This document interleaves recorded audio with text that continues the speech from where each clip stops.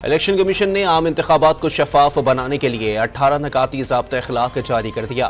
حلقے میں survey, entry و ایگزٹ پولز کرانے اور میڈیا پر نشر کرنے پر پابندی عائد۔ صدر مملکت ڈاکٹر عارف علوی سے صحافتی تنظیموں کے وفد کی ملاقات۔ صدر مملکت نے پیمرا ترمیمی بل 2023 کی حمایت اور مسائل کے حل کی یقین دہانی کرا دی۔ نامزد نگراں وزیر اعلیٰ سندھ مقبول باقر نے احتساب یا انتقام کے ایجنڈے کو یکسر مسترد کر دیا۔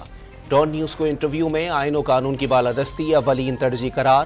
کابینہ میں دیانتدار اور ذہین افراد شامل کرنے کے عزم کا اظہار۔ اٹک جیل میں چیئرمین پی ٹی آئی سے اہلیہ کی 2 گھنٹے طویل ملاقات ختم۔ Bushra Bibi D I G office میں پیشی کے لیے اسلام آباد روانہ۔ مارکیٹنگ کمپنیوں نے ایل پی جی کی قیمت میں 10 روپے اضافہ کر دیا۔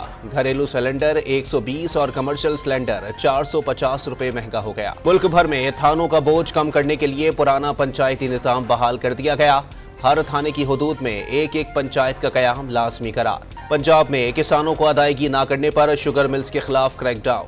30 کروڑ کی ادائیگی نہ کرنے پر سابق وفاقی وزیر الطاف سلیم کی شوگر ملز کا جنرل مینیجر گرفتار کر لیا گیا۔ خیبر پختونخوا میں سرکاری ملازمین کے لیے سوشل میڈیا کے استعمال پر پابندی لگا دی گئی۔ سوشل میڈیا اپلیکیشنز کا استعمال انتظامی سیکریٹری کی اجازت سے مشروط قرار۔ بولان میں مال بردار خراب گاڑی ہونے سے بند ہونے والی قومی شاہراہ 6 گھنٹے بعد چھوٹی گاڑیوں کے لیے بحال کر دی گئی۔ اور اوپن مارکیٹ میں ڈالر نے ٹرپل سینچری مکمل کر لی۔ قدر 305 روپے تک جا پہنچی۔